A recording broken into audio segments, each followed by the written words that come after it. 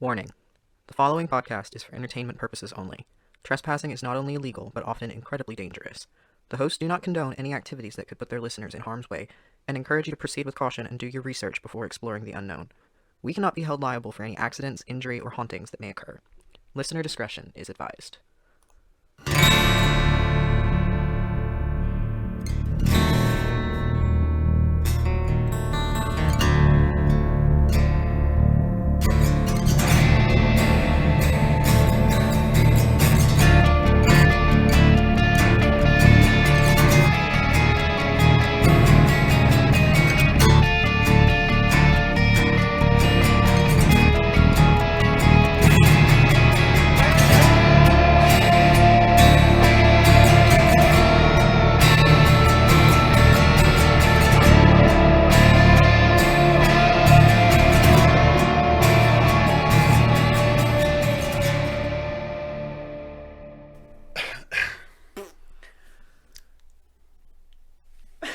I'm waiting for my cue.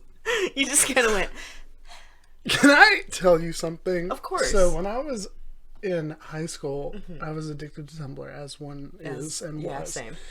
I had to take a class in theater. Shout out to Mr. Burke. And one of the questions was like, how do, actors know when to go on stage? And the answer was like, their cues. My brain blanked on how to spell the word Q, C-U-E, so I wrote Q with Q-U-E. Like the Tumblr Q? Yeah. Oh my god. And then I got it back, and he marked it wrong, and was like, what the fuck is this? It was so good. Mr. Burke, you're just not online enough. Well, anyway. Alright, well. Hello, everybody, and welcome to The Abandonment Issues, a periodical podcast about the past, the paranormal, and the just plain perplexing. I'm your co-host, Em. And I'm the other one, Zack. And we are here today to tell you some stories. How's it going with you this week, Zack? Everything's been going okay. Work's been kind of slow, as it do. Yeah. But, that's all I've really done is work and vibe. I haven't seen you in like I know, it's been a couple minute. weeks. It's been a minute. So, but how have you been? I've been pretty good. I've also been working a lot, but I'm actually, I have a visitor in town this weekend. A hermit? He's not he could be a hermit. Not a Mason Evans hermit. No, not quite. He doesn't have the beard anymore, so. But I took a week off because my brother's in town, so that's pretty cool because I haven't seen him in Adam. Yeah, he was gonna guest today, but he's fucking tubing the river. He's right tubing now. the river. He's tubing. I had to get up at I was gonna say the ass crack of dawn. It wasn't that late, or it wasn't that early. 9 a.m. Yeah.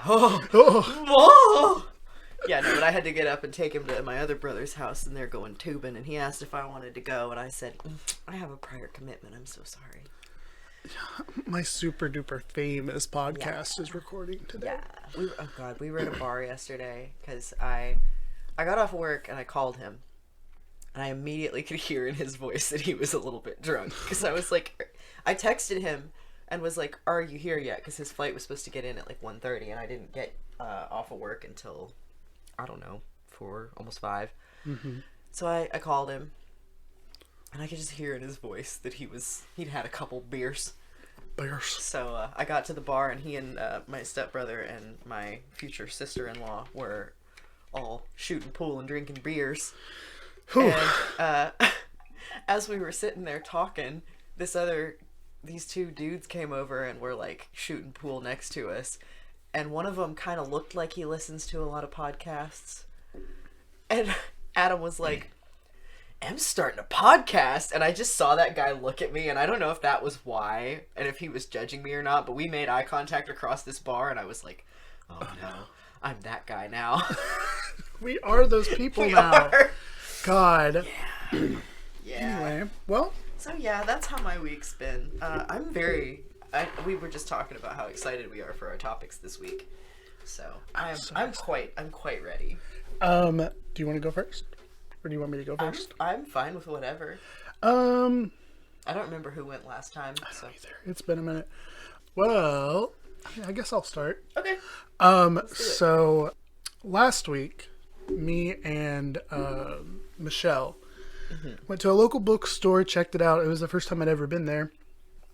The owner, lovely old lady, had a section on local history. Okay. So obviously I went feral and spent Like you money. do. Yeah. But there were a couple of books by this author named Dwayne A. Speaks, specifically on history of East Tennessee. One was about like murders and stuff, Okay. which I might cover a few of those in the future. But this, the particular book that this story comes from, well, there's a couple stories actually, but it's Historic Disasters of East Tennessee. Oh. So it's pretty lit, and I'll let you flip through them. Oh, after I we're just done. remembered you were telling me about this. Okay. Yeah. So the chapter that I read through to get the information for this episode is titled "The Local Bermuda Triangle." Oh my god. So yeah, this is what we're in for today. I'm so excited. So these stories take place in the Great Smoky Mountains National Park, which I talked about in the second episode with Yes. Pauline Melton. Miss Polly. So we're going back to the Smokies for a minute. So a little bit of backstory again. So the Great Smoky Mountains National Park sits between the states of Tennessee and North Carolina. The park itself covers 522,000 acres of the Appalachian Mountains and was officially established on June 25th, 1934. The lowest point inside the park is 800 feet above sea level, the highest point being around 6,643 feet above sea level. Wow. During the winter, due to the mountainous landscape and high elevations, the temperatures can reach anywhere to like negative 20 degrees Fahrenheit. I believe it. Fair. So during the 1940s, for some reason, military aircrafts had a really hard time flying and navigating in this area. Essentially, from what can be gathered from like these situations is that pilots would get turned around due to the repetitive surroundings, kind of loop in circles, and then would essentially like fly into the side of a mountain. Oh shit. A couple can be attributed to like technical malfunctions that were like eyewitness reports would see like the plane like flying low and like sputtering. Yeah. But like there's a couple of them that we're not really sure what happened. But the aircrafts were all equipped with the best equipment and internal makeup at the time. And obviously the pilots were trained and knew what they were doing. I mean, these are military aircrafts. Yeah. Obviously it's going to be the best of the best. Right. And these people are going to know what they're doing. And yet within the span of 3 years, 5 separate planes went down in the Smokies. Oh shit. 2 in 1944, 2 in 1945, and 1 in 46. Interesting. So the first one that I'm going to be covering, because there's 3 separate instances that I'm going to be talking about. So the first one is where the U.S. military Air Force lost a C-45 aircraft. So 2 months after the end of World War II, a U.S. Army Air Force transport plane departed from Lambert Field in St. Louis, Missouri, its destination being Charlotte, North Carolina. It's Okay. believed that this plane was going to be bringing service members home after the war. Okay. So this plane was being flown by First Lieutenant Robert Barton. He received clearance to take off at 4:50 p.m. on October 5th, 1945. The original flight plan instructed him to fly at a maximum altitude of 5,000 feet, and he would fly 550 miles at 180 miles per hour and would reach his destination in about 2.5 hours. Okay. Just before takeoff, air traffic control in Cincinnati changed the plane's cruising altitude to 7,000 feet due to the high mountain ranges the plane would face on its path. The plane took off at 4:54. There is no record of any conversation happening with anyone on the ground during the flight. So they were Okay. just kind of vibing up in the air. Like you do. At 5:01 October 7th, so 2 days later, the operational officer at Lambert Field declared the aircraft missing. Army Air Force Major W.B. Jones in Asheville was in charge of the search operations, and they began immediately.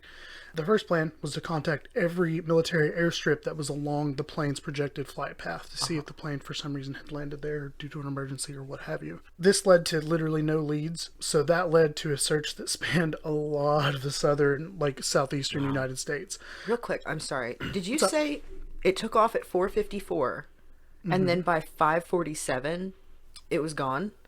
Let's see. Took off at 4:54 at 5:01 October 7th, so it was 2 days later. Oh, 2 days. Oh, Yeah. okay. I was like, wow, that was really short. Oh my God. Yeah. Okay. The big places that they searched were the areas from the Mississippi River all the way over to the Atlantic Ocean, which again is a huge chunk of land. Yeah. Then, due to the altitude increase made by air traffic control, it was then considered that the plane could have flown into the Smoky Mountains.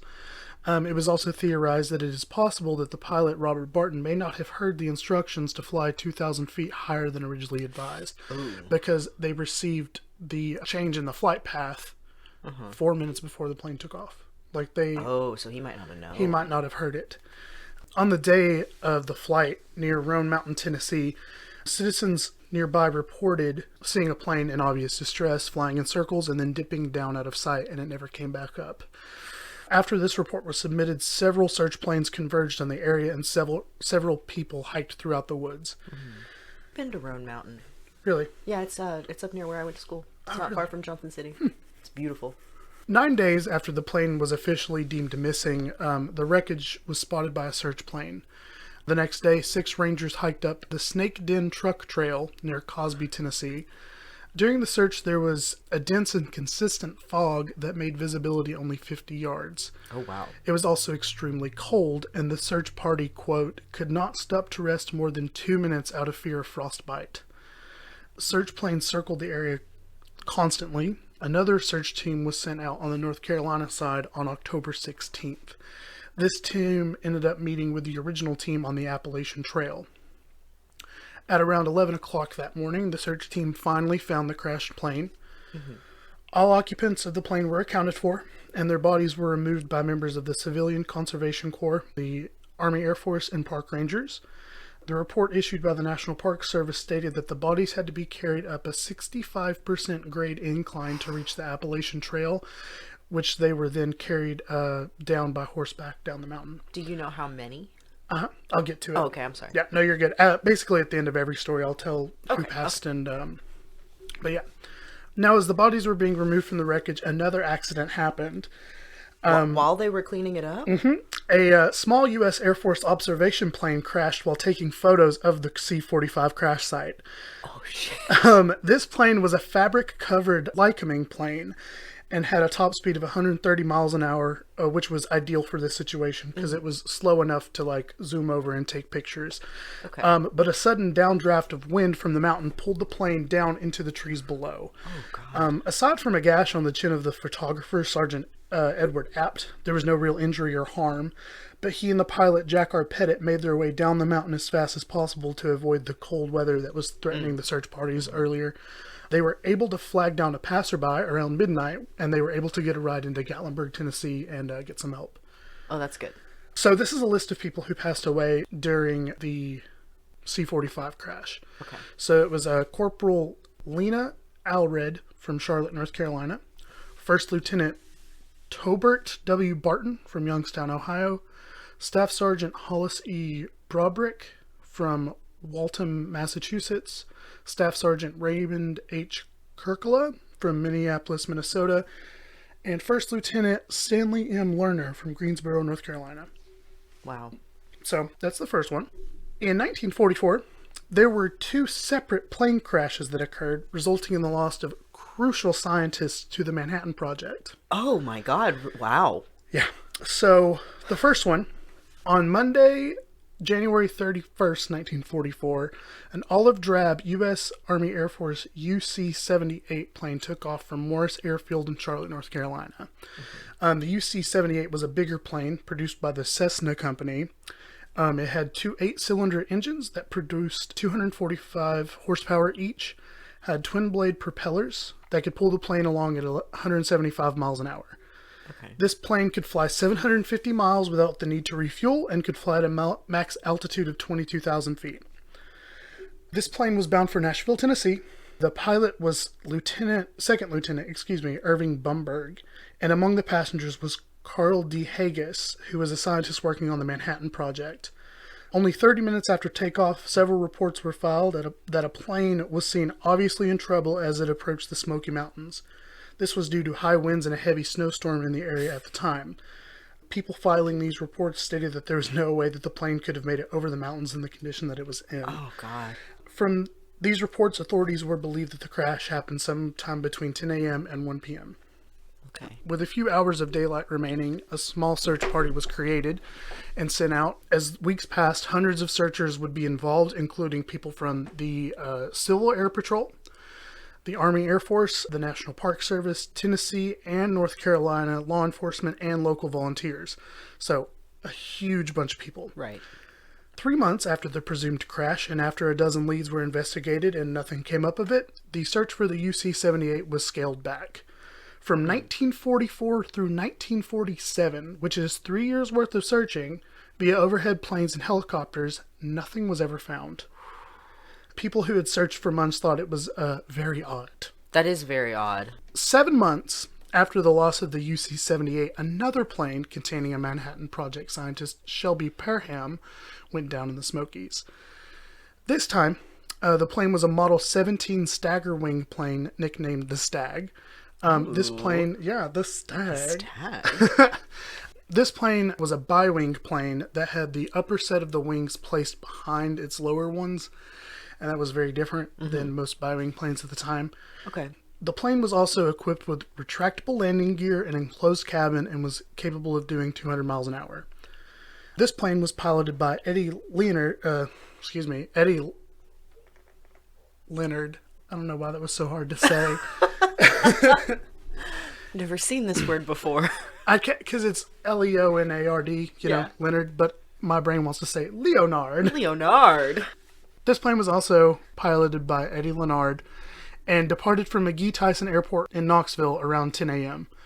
on Saturday, August 12th, 1944. Its flight path was intended to go from Knoxville to Pittsburgh, Pennsylvania, stopping in Charlotte as an intermediate stop to refuel. Eddie Leonard, the pilot, formerly instructed young Air Force pilots before they were deployed in World War II, but then he moved to Knoxville, Tennessee, and was hired by a local government contractor, Stone & Webster, and his job was to fly government clients around the country in government-issued scatterwings. Okay. So he was like a taxi for like very important government officials. Okay. When personnel at Charlotte realized that the plane never made it to its destination, that's when a search was conducted of the Great Smoky Mountains. 2 men in Hartford, Tennessee, filed a report stating that they spotted a plane with a sputtering engine that started circling as it entered a cloud bank. And from this, officials decided the plane had to have crashed into the mountain. Searches included overhead planes and dozens of people, but months went by without any sign of the plane or the wreckage. 2 years and 5 months later, the plane was finally located. On January 19th, 1947, Smoky Mountain Hiking Club was hiking in the area, and they stumbled across some weird debris, which led them to finding the plane. Can you imagine being on your hiking club? I know. It's crazy. Finding that. It's crazy. Do you think if you did that, maybe this is a controversial question, but we've talked about pocketing things. Do you think if you found that wreckage and you knew what it was, even if you didn't know what it was really, but if you found like a plane out in the woods while you were hiking, do you think you'd like put like a taillight in your pocket or something? I 100% would. I think I would too. I think I would just have to. Yeah. That's such a cool thing to find. Oh, yeah. I mean, it's horribly sad that people died, but yeah, that's a cool artifact. For those who can't see, because obviously we're not recording the video on this, but I just greedily rubbed my hands together like a little gremlin. Like a little raccoon. So the serial number was matched to that of the missing plane, and some of the belongings could be linked and ID'd to belonging to the pilot, Eddie Leonard. The engine of the plane was removed from the mountains and examined thoroughly by government officials, but the cause of the crash was never determined. No remains were ever located, and the cause of the crash remains a mystery to this day. They never found any bodies? Mm-mm. Oh, that makes me sad, because they probably, if they weren't in there, they lived and they tried to get away, right? Like. Yeah, either that or, it was 3 years, so, who knows? Who knows? Yeah. What could have happened? Yeah, that's true. I think, so, the fact that both of these crashes, one was never found, the other one was found, but there's really no information about it, and also no bodies were ever found. It's crazy, but also it kind of doesn't surprise me considering, I mean, these had to do with the Manhattan Project. So Yeah. it was probably really hush-hush. Yeah. So it's possible that the first plane was in fact found and they just didn't say anything about it. Oh, right. Kept it a secret, and there could have been, a real cause to the second crash, but it's top secret, like Yeah. Manhattan Project level stuff that they probably just never released to the public That's so due to the wild. nature of it. That almost seems like too much of a coincidence that within that short span of time, two different Manhattan Project related Yeah, flights went down. yeah. It's In a very crazy. similar area. Yeah. That's wild. So, list of those who died in the UC-78 crash, so the first one. So we got Lieutenant Irving Brumberg, Carlton Haggis, George Michael Matoy Jr., and Lieutenant Thomas B. Wheeler. And then the list of those who died in the the Scatterwing. No, it's Scatterwing. I just can't type, I guess. The Scatterwing crash is Reuben Johnson, Eddie Leonard, his real name is A.E., went by Eddie, and Shelby Parham. Okay. This is the last one. So this one, we're going to be talking about the loss of a B-29 Super Fortress plane. Oh. So, backstory on the plane itself, a B-29 is the same kind of plane that dropped the atomic bombs. Whoa. So, this thing is huge. Right. I mean, its name is literally a super fortress. Yeah. It's very intimidating. It had 4 engines that produced 8,800 horsepower. It could fly 5,800 miles without refueling and could fly as high as 32,000 feet. Good lord. Yeah. Compared to the Scatterwing, like a couple minutes ago, that could fly like 500 miles maybe. And only went like 200 miles an hour tops. Yeah. Damn. So the B-29 departed from MacDill Airfield near Tampa, Florida on June 11th, 1946. It landed in Chicago around 3 hours later. After refueling, it was destined to return back to MacDill Airfield early June 12th. The flight path on its way back led over the Smoky Mountains. The highest point of the mountains on the Tennessee side of things was Clingman's Dome, reaching elevations of 6,643 feet. I've been there too. Really? It's a really it's a very difficult hike to do in flip-flops. And that is what I did. And that's on that. Period. Excuse me.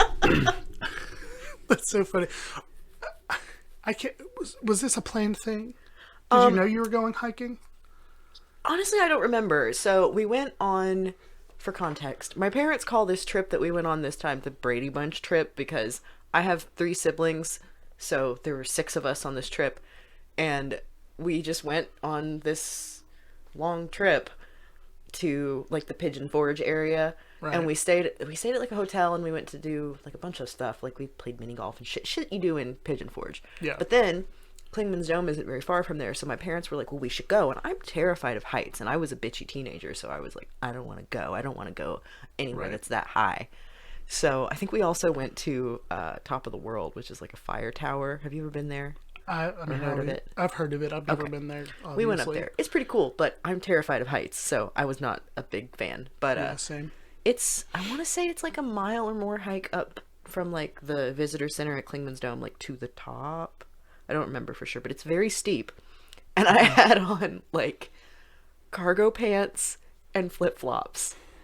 And So, yeah. I laid my head down in distress and bonked my head on the microphone. Jesus. I really don't remember if it was like planned from the beginning or not, but I should have expected it. Right. But I just didn't wear my sneakers. I just wore my flops, and I think I ended up with a pretty sick blister. Nice. Yeah. Oh, wow. Okay. So at around 2:16, the plane contacted McGee Tyson Airport in Knoxville, Tennessee. And they were told that there were scattered thunderstorms in the area, and the plane was never heard from again. Around 3 a.m. June 12th, a police officer reported seeing a plane flying abnormally low in the direction of the mountains. The officer was about 15 miles away from the park. This eyewitness report was later proved to be correct because a crew member's watch stopped at 3:30 a.m. and was discovered upon finding the wreckage. The plane was within 200 feet of clearing the mountain. Oh, wow. Yeah. So close. It hit large trees at first and, quote, mowed them down like grass. Upon impact, one of the plane's large engines literally catapulted itself up and over the road to Klingman's Dome. Oh my God. Which runs along the crest of the mountain. A little after dawn, 2 national park employees driving along Klingman's Dome found the still smoking engine of the plane. They stopped to inspect this and followed a trail of debris and discovered several bodies. And they then rushed to get help. The victims' bodies were returned to their families, accompanied by military escort. And 2 days later, Klingman's Dome was opened to the public again, and people came to see the crash site. The U.S. Army removed the plane's instruments and sealed them in a bag for investigation, hoping they could find out why the plane was flying so low when it did. But they didn't find anything because of how close the crash site was to the Appalachian Trail. Hikers would occasionally find debris and take it home with them. Hey! I was waiting for that. At this point in time, though, the forest has reclaimed the crash site, and there's no trace to be seen of the crash itself. Wow. List of those who died in the B-29 Superfortress crash. This one's it's not long, but there's more than before. Yeah. So, Master Sergeant Charles E. Bausch of Bettendorf, Iowa. Love that name. Yeah. Second Lieutenant O.C. Cool from McRae, Georgia. That's a cool name, too. I know. Literally. Staff Sergeant Julius N. Guest from Tampa, Florida. First Lieutenant Frederick Lee from Lockport, New York. Second Lieutenant John McElwee from East Orange, New Jersey. Captain Robert C. Moore from LaGrange, Illinois. Technical Sergeant Alfred G. Parker Jr. from Forest, Louisiana. Master Sergeant Taylor Powell from Mountain View, California. First Lieutenant James H. Reed from Montgomery, Alabama. First Lieutenant Eugene B. Selleck from Ridge, Illinois. Master Sergeant Frank S. Smith from, I'm going to butcher this, but Cibolo, Texas. And First Lieutenant Carol L. Wilkinson from Wasco, California. Wow. And that's all about the local Bermuda Triangle. I thought that title was so cool. That's very cool. But, yeah. Literally 6 crashes. That's so scary. I was 5, like, excuse me. When you started talking about, describing the wreckage of that last one, I started to get goosebumps because I don't know if you know this about me. Firstly, I've never been on a plane. I am terrified of them. They scare me so much. And plane crashes are I know that it's such a small chance these days that that's going to happen, but they scare me so badly. Yeah. Let me see. I meant to Google this yesterday. Wow. What you Googling? Let's see. The odds of dying as a plane passenger are low, 1 in 188,364. Okay. Compared to 1 in 1,117 in drowning, and 1 in 103 for a motor vehicle crash, based on 2017 United States Census data. So, up there. Yeah. That's 2017 versus the 40s, but even still. For sure. But yeah, I'm also very terrified of planes. Yeah. 3 years ago, I was supposed to go on vacation with my family to Texas. Uh-huh. And I just started a new job, so I wasn't eligible for time off. So I didn't get to go. But my sister and them flew to Texas. Yeah. And I was a little I was upset that I didn't get to go on vacation, but I was thank God I didn't have to get on that plane. Yeah. Real quick, again, the title of this book is Historic Disasters of East Tennessee by Dwayne A. Speaks.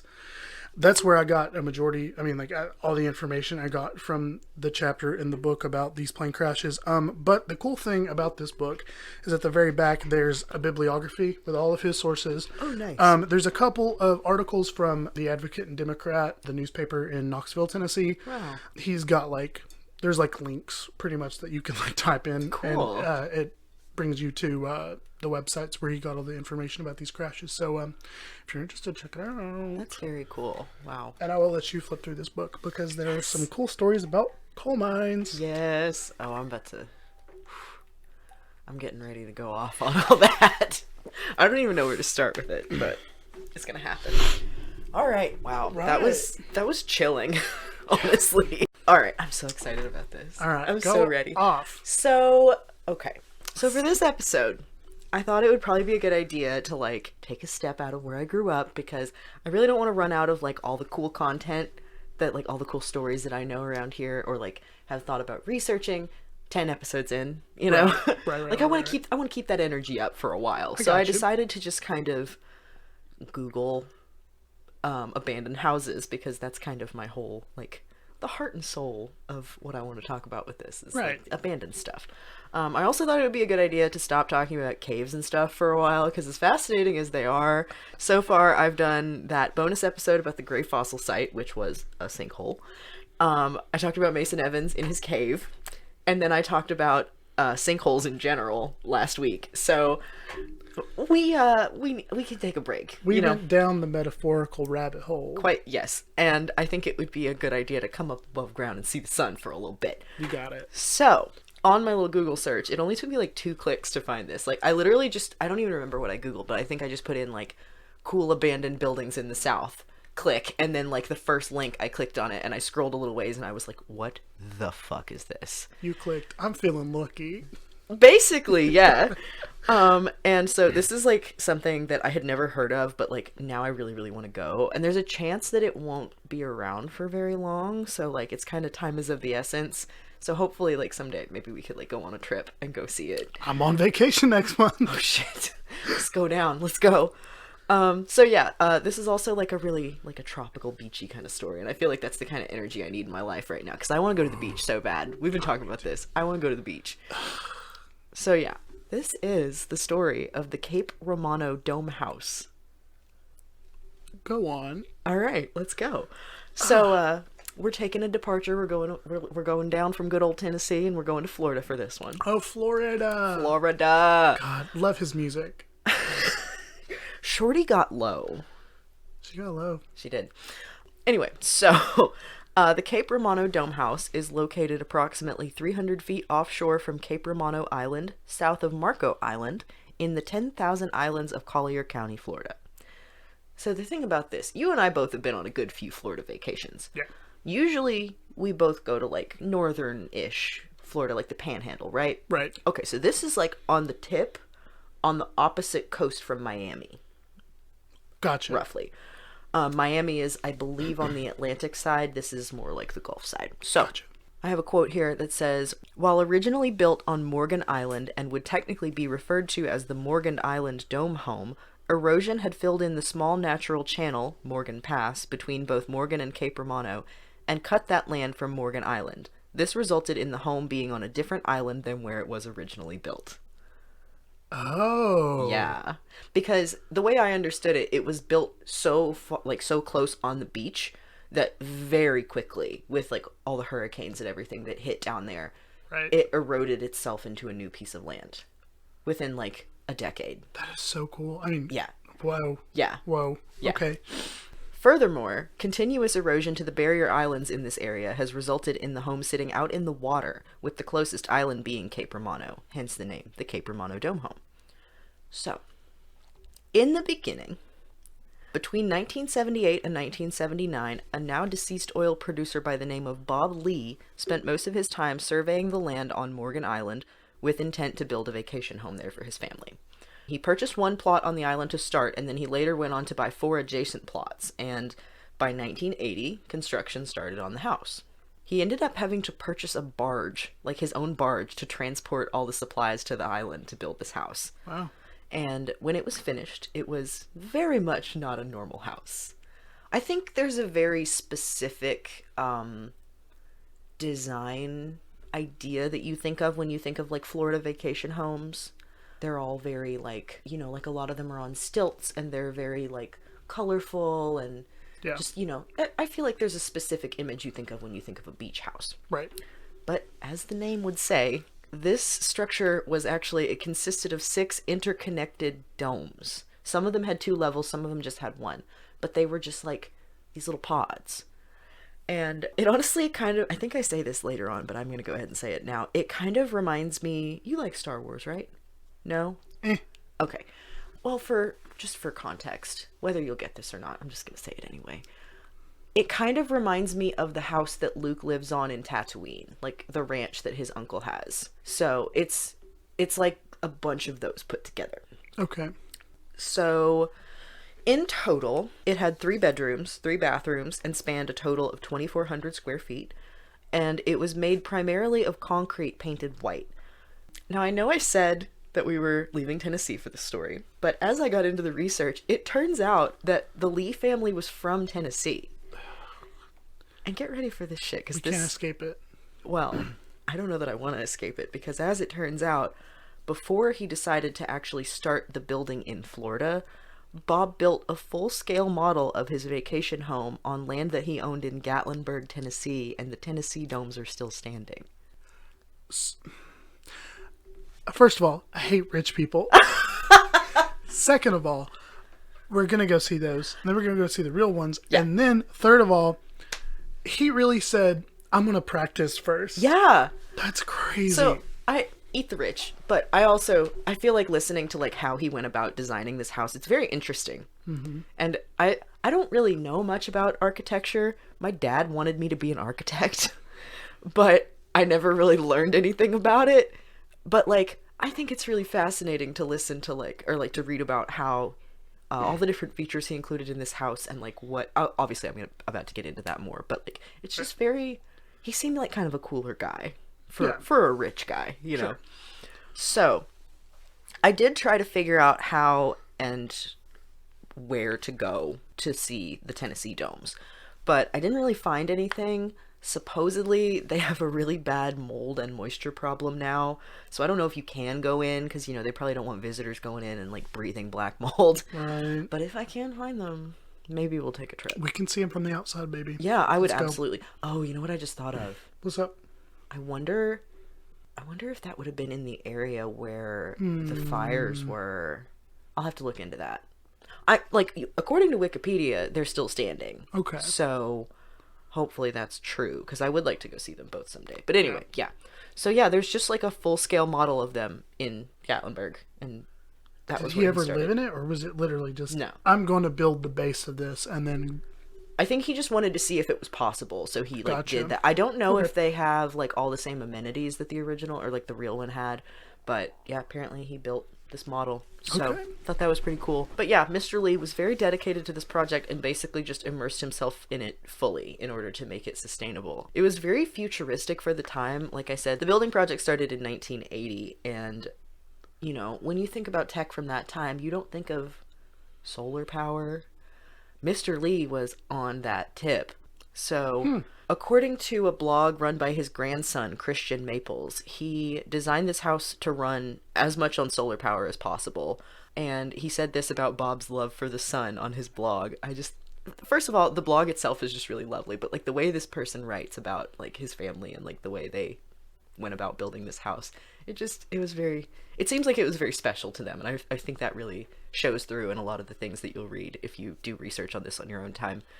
But he said, quote, "I can't remember a time that I was unaware of solar energy. As I mentioned before, my grandfather was always working on ways to conserve our planet's resources. He constantly made improvements to his own inventions, which were already impressive considering the time period. As early as the 60s, he built a house and strategically installed PVC pipes and ran water that was heated by the fireplace through them to provide heat for the floors.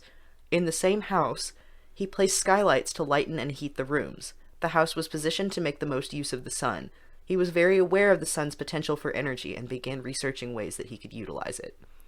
Christian also said, quote, "The house was powered totally by solar energy. It had a hot tub, 2 refrigerators, ceiling fans, air conditioning, satellite TV, everything and more that you would expect in a home. My grandfather built troughs around the domes to capture the water, and the water then ran through a filter and into a completely enclosed 55,000-gallon tank under one of the domes." Now, I would like to say this again. This man worked in oil. I was about to say, was he doing all this to like make amends for the fact that Maybe. he, put a huge carbon footprint on the earth? Mm-hmm. But that's crazy. Isn't that so cool? Especially like for the 80s, like Yeah. And that's the one that I was talking about at first, the first house that he did all the like the PVC pipes with the heated floors, that was in the 60s. That's crazy to me too. Yeah. Like that's Yeah. insane. It's so cool. That filtration system that Christian talked about in that quote had a rainwater purification system, and all of the water consuming appliances like the sink, the ice maker, and the fridge, that kind of stuff, it was all powered by that. And according to Lee's daughter, Jane Maples, Bob felt that corners were wasted space and that the dome shape of the rooms would give it a feeling of openness. I also need to say this here.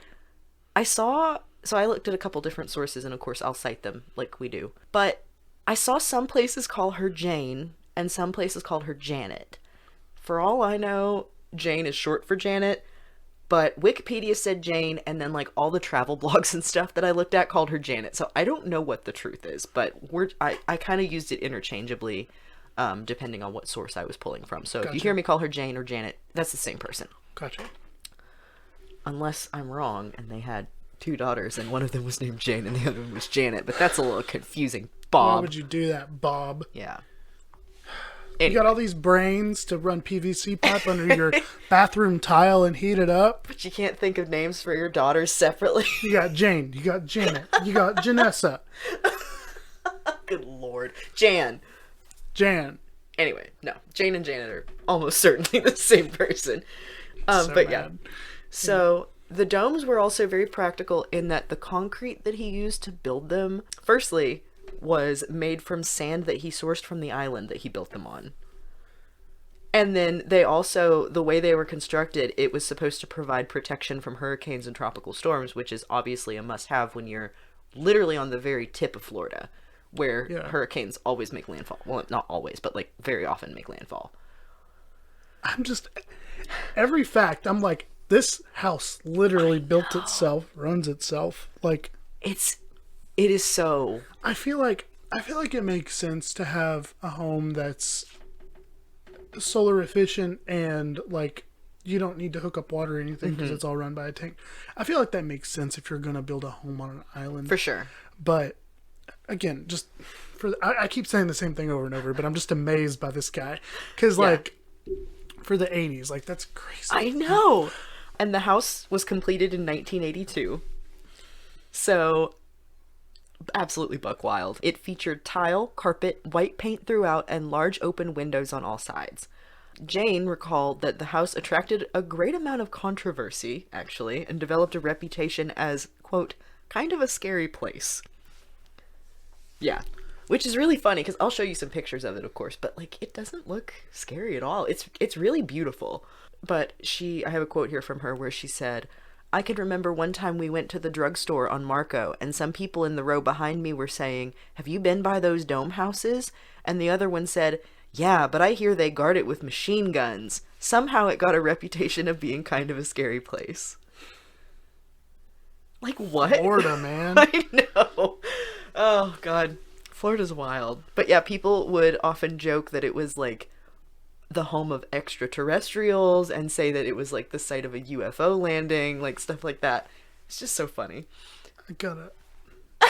Are you Googling them? I gotta Google something. Okay. 1982 is when E.T. came out. Of course they're talking about aliens. Oh, that's... Wow, okay. I'm really glad you made that connection, actually. Yeah. I literally was like, I know E.T. came out in the 80s, but yeah, literally... That movie scared the bejesus out of me when I was a kid. Little E.T. in drag. when Drew Barrymore screams. Oh that's my Drew God. Barrymore? Whoa. You didn't know that? I haven't seen E.T. since I was like 7 years old. That's fair. But yeah, that was her like first ever like acting role. Wow, I love Drew Barrymore. Yeah, me too. That's also a very good song by... Wait, hold on. I don't know how you say her name. SZA? SZA. I love that song very much. We're just Googling E.T. facts. Okay, I wanted to double check. I was afraid that I said Drew Barrymore and then it would end up being Reese Witherspoon for some reason. They do kind of look alike. Well, yeah, but it is confirmed Drew Barrymore. Okay. So yeah. Sorry, back to... It's okay. In 1984, the Lees sold the house, which I think is kind of wild because I know it was just supposed to be a vacation home, but that was only 2 years between it being finished and when they sold it. Yeah, I'm sorry, but you got this rich guy who built this house, and he doesn't have to pay for anything. There's no bills. Yeah. It's not like he was having to pay for this very expensive vacation home that he never used. Like, I'm sure he had a mortgage on the land and stuff, but, like, utilities, nothing. I would have just waited for the erosion, and then when people were like, where's the mortgage money? I'd be like, what land are you talking about?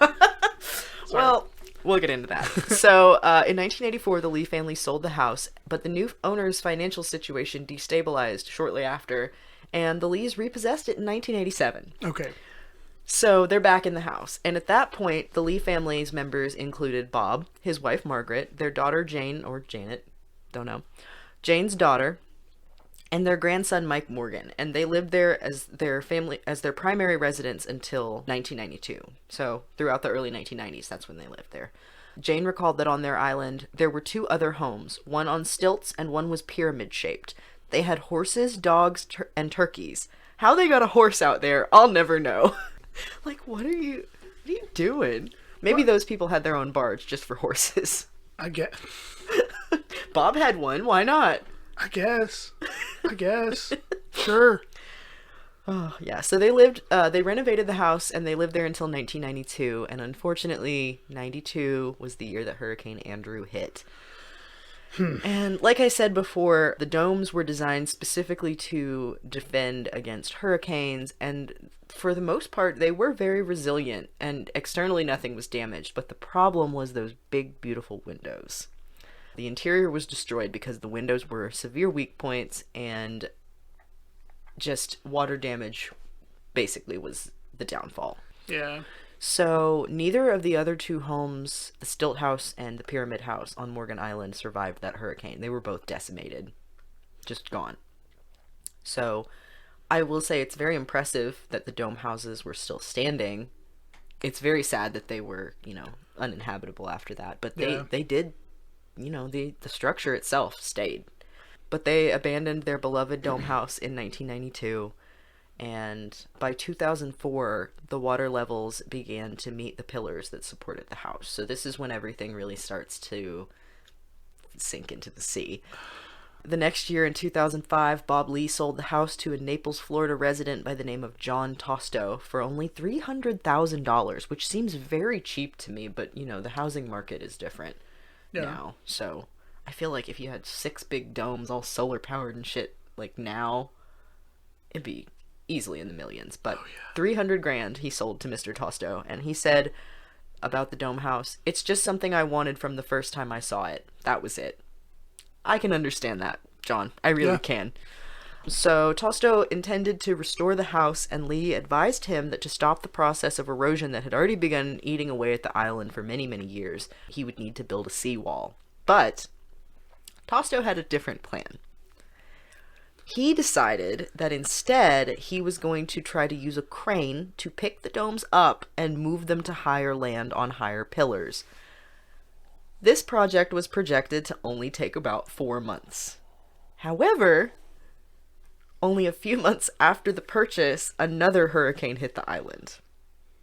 So Hurricane Wilma hit, and it eroded the coastline even more and further damaged the house's foundation. So John Tosto kept trying to move the house. He did not lose heart. He was unable to process all the permits that he needed in time, partially because on the island there were protected bird nesting seasons. Like, why didn't you just build the fucking wall, John? Why didn't you just build the wall, John? Build a seawall. That would be so much easier than picking up 6 domes and moving them to where birds are trying to nest. I'm trying to process. Just move the domes? Yeah. Gotta be difficult. But, I mean, I wasn't there. I can't talk too bad about John. I don't know. I guess not. I don't know John personally. We don't know his life. In 2007, the final nail in the coffin on the moving project came because the Collier County Code Enforcement Board ordered the house destroyed because it was unsafe.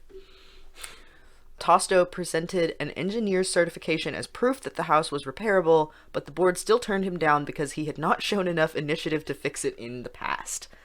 He was fined $187,000 in 2009 for not having the house torn down in time, and he was told that if he completed the demolition, they would drop the fine. As of 2009, he had invested $900,000 in the project, and by his math, it would take another $900,000 to complete. And again, I'm wondering, how much would a wall have costed? How much, John? Did you run those numbers, John? He is literally, he bought it for $300,000? $300,000. Mm-hmm. So he's already lost more than half of that. So much money. Yeah. Well, they fined him $187,000. More than half. Yeah, more than half. Mm-hmm. Like, I hope he's not, I don't want to say I hope he's not still alive, but I hope he's not, like, around to hear us just talking shit. He's knocking on the door right now. Everybody makes bad choices. Everybody makes mistakes. Yeah. Everybody has those days. What is that, Hannah? Yes. Okay. I don't know. Miss Montana. I didn't watch Disney Channel. But how... Again, eat the rich. I hate rich people. Because how big of a head do you have to have? Seriously. Like, more money than brains. I guess so. Anyway. Also, as of 2009, the foundational pillars of the domes were permanently underwater by this point.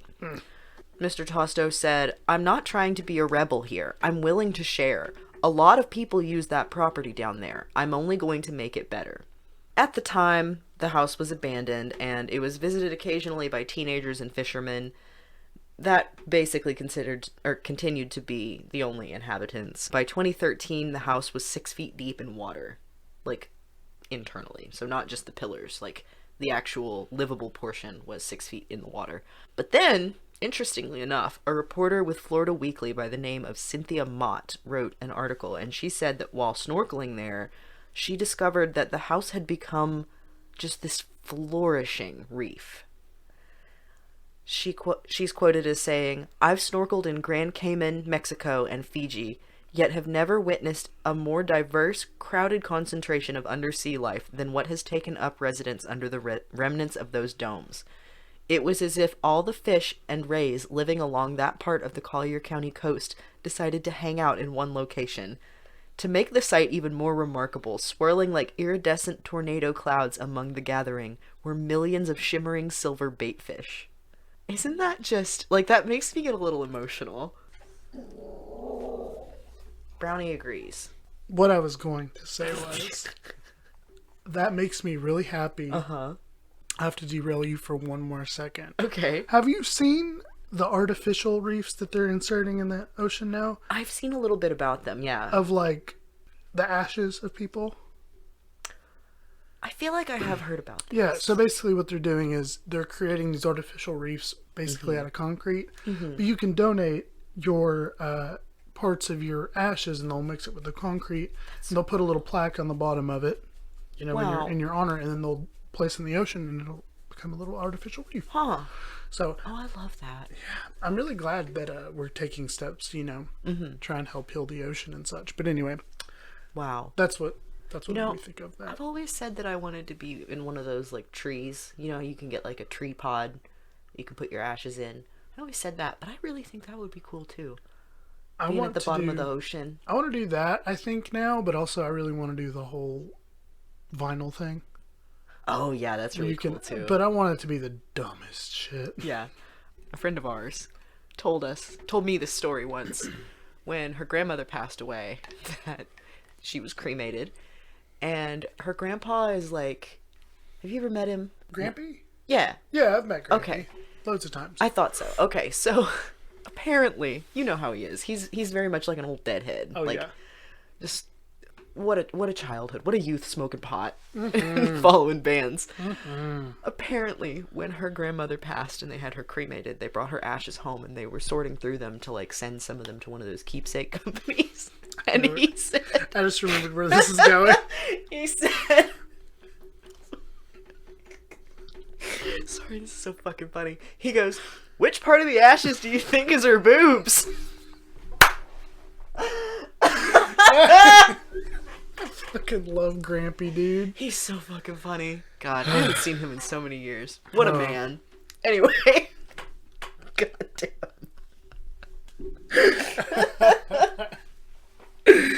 Oh my god. Oh, shit. Shout out. Shout out. Alright, so yeah. So now, because of this flourishing ocean life in there, instead of trying to take the domes to higher ground, this movement started in 2015 to move them deeper into the water where they could continue to be reclaimed and become a reef. But of course, the movement didn't get funded. In 2016, the house had now reached about 180 feet offshore, and it was becoming a tourist trap that I'm pretty sure you can only reach by boat. Hurricane Irma, a Category 3 storm, hit in September of 2017, which made 2 of the westernmost domes collapse into the ocean. So they're gone. They're down there. But 4 of them are still standing. Florida took ownership of the remaining 4 in 2018, and while their fate is still debated, they have not been demolished. And Bob Lee has since passed away, but his daughter had this to say about him. Quote, "He loved inventing things. He invented a heat source for under the floors of our house and had an invention that would bring logs in and drop them on the fireplace that came through the wall of our den. Kids loved him. He was just fun to be around. A really adventurous guy way before his time." Like, he was just a dad that liked to invent stuff. Are you done? No, there's a little bit Okay, more. I'll wait until you're done. I just have like a couple to circle back from that. The house was never really meant to be accessible by boat and didn't have any dock or landings built onto it at all, but now the domes are only accessible by water. Gotcha. Locals like to fish off of them. Maples told a magazine called Coastal Breeze, "I remember when it was actually an exhausting walk to the beach. It would break Daddy's heart to see it like it is, but what he always said before he died was that it was worth it for the time we had it." And that is the story of the Cape Romano Dome House. That's very sweet. I love that a lot. I know. The thing I wanted to circle back to real quick. For sure. Let's go. The invention of like the log being placed Mm-hmm. on the fireplace, that reminds me of Chitty Chitty Bang Bang. I've never seen that. You've never okay, so there's the very beginning of the movie, Mm-hmm. there's this scene where Dick Van Dyke is like preparing like breakfast for his like 2 kids. Yeah. And he's an inventor. Okay. And so That's the one about the flying car, right? yeah. Okay. Yeah. Okay. I'm gonna make you watch it one Okay. day because it's iconic. Okay. But there's this scene, and it's like, you know those movies where it's like push a domino down, and then it'll make a hammer swing, and it'll hit Like something. a Rube Goldberg machine. Sure. That's what those are called. Okay. Yeah. So it's basically that. It's like this elaborate thing to crack an egg and like make breakfast. Yeah. But that's what my brain went to for some reason. Wow. I'm just all about classic movies today, Yeah. I guess. I guess so. It's a good place to be. Yeah, that does sound very much like that. I wonder what that would have looked like. Do you think it was just like hand operated, or was it? I feel like maybe I feel like it would be a little too difficult to make that electric, but this man clearly was on his shit. I don't know with this man.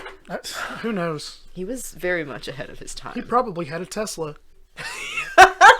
He had a Tesla that he made out of sand from the beach and concrete. Solar powered, water powered, God. fire powered. Oh, yeah. That's Well. so funny. So yeah, that I want to go so badly. And I'm going to go ahead and look up some pictures of it so I can kind of. So this is what it used to look like. See all the pillars. Oh. So when it says, I believe this one right here with the wall around it is where the water tank is. And then, there's all these pillars. So it kind of looks like those like igloo dog houses. But just a bunch of them just stacked up. And then this is what it looks like now. Oh.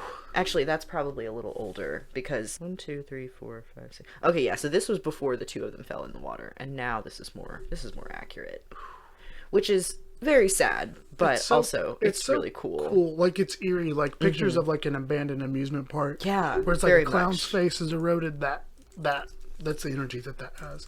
Yeah, and I'm gonna show you Luke Skywalker's house. I was gonna Because Google it's it. very similar. See? Oh yeah. Like, I almost wonder if Was one he a took Star Wars? inspiration I was from about the to say, other. was he a Star Wars fan? If he was that into, like, futuristic kind of stuff. He had to have been. It almost seems, like, uncanny. I mean, everybody was a Star Wars wait. fan in the 70s. Oh, this is interesting. Okay, now we're on a Google hole because I know that I don't remember where these movies were filmed, but apparently that house was a real house in Tunisia. I guess that's where they filmed this. Wow. Yeah. There's like a petition here to save the house as it stands in Tunisia because it's falling down. Wow. I never knew that. But yeah, it very much looks like the Dome House. So I would imagine maybe if not inspired by Star Wars, maybe he was inspired by like that sort of Tunisian architecture, because apparently this was a house before. With the domes and like the windows and stuff, it really reminds me of like a Jetsons feel. Yeah, that too. Yeah. Yeah. That's the dome house. It's absolutely cool. stunning even as it is right now, and I hope that someday I can get out there and like go down and see it in person before they all fall into the sea, because they're cool. on their way. But I think that's a good resolution anyway, even if they do fall in, because it's already been established that it's functioning well as a reef. Yeah. So it's a good sanctuary for the little animals. Yeah, they can have it. Yeah, they can. We're done with it. Yeah, it served Bob well. Why don't you tell me what your issue is? So here's the thing. My issue this week stems from, so by the time this episode goes up, it'll kind of be older news. But I just watched Bo Burnham's new comedy special, Inside. Oh God. But that's not what we're talking about Okay. today. This issue dates back to 2014. Okay. Okay, and every time I watch a Bo Burnham special, I am transported back to 2014 and get angry. So this is my issue. Oh. Okay. So in high school, my best friend Shane, love him. Sheriff Shane on TikTok. You know, go give him a follow. Go bug him in his lives. Please. He's been taking a break, so he hasn't been doing live as often. But when he starts back up, please bully him in the comments. Don't like bully I him. do. Go show him some love. I don't know this guy. I don't want to be over here like, yes, go bully him. I've never met Shane in my life. I'm saying go bully him. Anyway, so we had a friend group that was like 10 people wide. It was called the Twitter Gel Gang. I'm not getting into it. It's but some deep lore. Some deep Zack lore. We had a group chat on Kick, you know, the whole shebang. But one day Shane starts telling us these funny jokes. I'm like, dang, 'cause I was the funny one, you know. But he starts telling these funny jokes, specifically the joke about shitting on the Bible. I don't know if I remember that. It's from Bo Burnham's very first comedy special. Okay, I'm sure I would know it if I heard it. Yeah, but anyway, so I'm like, wow, Shane got funny overnight. Like, good for him. He found it. So we're vibing. A couple months later, I'm over at my friend Kim's house, and we decide we're going to watch this Bo Burnham comedy special, and then the shit on the Bible joke happens, and we both jaw on the floor, turn and look at each other, and we're like, Shane copied these jokes, used them as his own, and got clout. Oh. Like, inside the Twitter Gel Gang. But Oh my God. I was like, and ever since that day, Yeah. I was like, and we confronted him about it, and we were like, so we just watched Bo Burnham's new comedy special. Have you seen it, Shane? And then roasted him. This isn't my issue. I also have another story to tell about Shane. Go for it. Also during the Twitter Gel Gang days.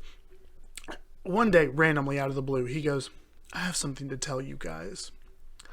For the past 3 months, I've been secretly recording your voices when we've been hanging out at school, at Isaac's house, what have you. And I compiled this little song in GarageBand. And then sent us Bubble Pop by Hyuna. Okay, I take it back. Maybe you should bully this man. And then we were like, I didn't know anything about K-pop. None of us did. Because it wasn't big here yet, you know, yada, yada, Right. yada. But me and like a couple of the other like dumb ones were like, oh my God, Shane, what are you doing? And also, how did you manage to do this? And then someone just chimed in and went, you know, this is Bubble Pop by Hyuna, right? And then sent us a YouTube link, and we were like, Shane. Oh Anyway, my God. that's my issue this week, and it has been my issue since 2014. Wow. Thank you. Thank you for getting that off your chest. That's kind of hilarious. Oh man. What's your issue? Well, my issue could very well be Inside, because oh my God. Ugh.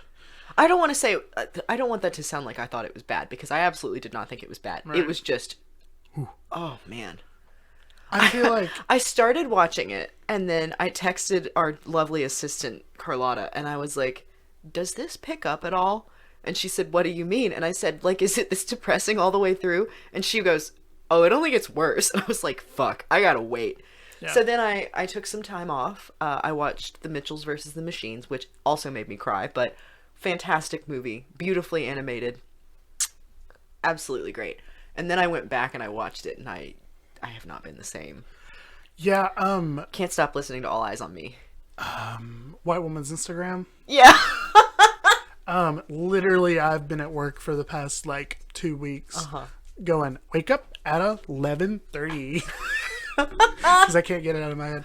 But, yeah, I definitely was not in the correct headspace to watch that for the first time. But I did it anyway. Yeah. Because who knows when I'll be in the right headspace to watch something like that. You know, yeah, that was my logic too. I was just like, I'm going to be depressed for the foreseeable future. I need to just get in there. My schedule's chalk free. Might as well just get it over with. But that actually isn't I don't think that's my actual issue this week. My real issue is actually pertaining to the hermit on my couch this week. Oh, no. So, my brother, love him dearly. He's a musician. I believe I've talked about this before. And as Zack said earlier in this episode, this is going to be going up. We pre-record these, so we started pre-recording them on like May 1st. And our plan was to post on like June 1st. And then June 1st came and we were like, oh, we don't have much. We still have a few loose ends to tie up. So it's currently mid-June. June has been wild. June has been a rough month, and it will continue to be very much that. Yeah. So my brother, as I said, is a musician, and I was like, hey, I would like you to do the theme music for our podcast if you would like to. Do you think that would be something you could do? And I'm going to go, oh God, hold on. So I'm going to pull up my texts with my brother and see if I can find the conversation we had about this. Because he's in the military. I figured he's pretty busy, and so I texted him and asked him this, and within 10 minutes he gets me a sample. And I was like, oh shit, I really like this. This is great. And he's like, okay, cool. Well, I sent it to Zack, and then I was like, just let me know what you're thinking money-wise, because I said, okay, I'm very into that. I like the direction. Jesus, I was not expecting that so fast. And he said, I'm good at what I do, LMAO. I said, fucking seriously, let me know what you're thinking money-wise, and obviously when and if we start getting paid, you'll get a cut of our profits. And this man said to me, I will literally do this for the price of a 12-pack of PBR and an Instagram shout-out. And I've done album artwork for him in the past, so I was like, no, you have to let me pay you, but we have yet to decide that. But then, right before he left, he called me and he was like, so do you know anybody that I could borrow a guitar from? And I was like, probably. And he said, okay, well, I'll bring some supplies and I can just record it while I'm up there, because he's here for a little over 2 weeks. And he got here yesterday, and he did not bring anything with him. He came completely unprepared. He had his duffel bag and a dream. Like, he brought his laptop. I'll give him that. He did bring his laptop. But, like, bro, what is... I just don't understand. I don't understand it. What a mess. What a mess. It's fine. Adam, I know you're going to hear this someday, and I'm sorry for roasting you, but also no, I'm not. Because that's just what you get for being my brother. So yeah, this may have theme music by the time you hear it. I'm keeping my mouth shut because now Adam's on the payroll. Oh well. We'll see. We'll see what happens. Hopefully by the time the first episode goes up, we'll have some music. And if it does, this will just be a funny little anecdote from the past that you guys get to hear with our bitchin' theme song over it. A time capsule, if you will. Yeah. And if there is no theme music yet, I guess I'll just have to learn how to play the banjo. I guess so. There's no other alternative. There's none. Yeah. We'll have to do it, because when I googled royalty-free banjo music a couple weeks ago, that didn't really turn up much. Jesus H. Now here's what we do. We'll give frickin' Heather a harmonica. I got a kazoo. I can figure out how to play a washboard. Yeah. This is unrelated, but one time I went to Warped Tour, and I saw this band that I had never heard of called Reverend Peyton's Big Damn Band, and by God, they're amazing. But one of them, it's like a 3-piece band, and Reverend Peyton himself, I don't know if that's actually what he goes by, but he plays the banjo and he sings, and they have a drummer, and then there's a girl who plays the washboard, and she has like special washboard gloves with like metal fingertips, I guess. But also they're like built with like match striking strips on them, so she could just like, you know how like some musicians will like smash their guitars or like light them on fire? She can like light her washboard on fire. What? Yeah. It's so cool. And they make really good music, so. Reverend Peyton's big damn band. I miss Warped Tour. That's another issue I have. Never got to go. Maybe they'll bring it back and I get to go with you. I want to get punched and sweat on.